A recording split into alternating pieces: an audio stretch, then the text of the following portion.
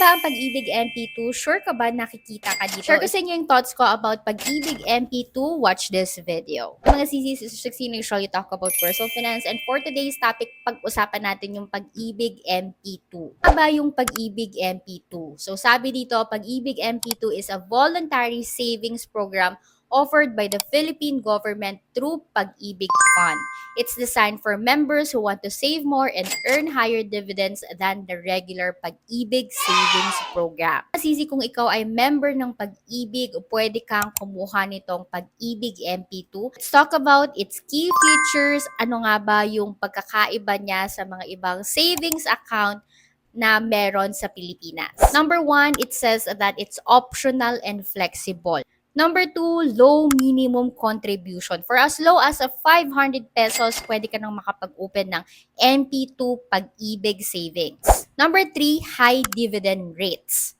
So historically, they have a regular saving. Recent rates have reached over 8%. Number 4, government guaranteed. Since under nga ito ng gobyerno, yung risk niya ay medyo low. So kung ikaw yung tipo ng investor na yung pagka-risk mo sa pag-i-invest ay low, perfect sa'yo itong savings account na ito. And number 5, tax-free earnings. So wala po itong tax. Yung mga kikitain nyo dito sa savings na ito ay hindi siya tataksan. Ano nga ba ginagamit ng gobyerno? Yung mga pera na inilalagay natin sa Pag-ibig MP2. So yung Pag-ibig ay nag-i-invest sila sa mga housing loan, sa mga government securities, and corporate bonds. So pag nag-save ka na sa kanila, paano ka naman kikita? So kikita ka via dividends or dividendo.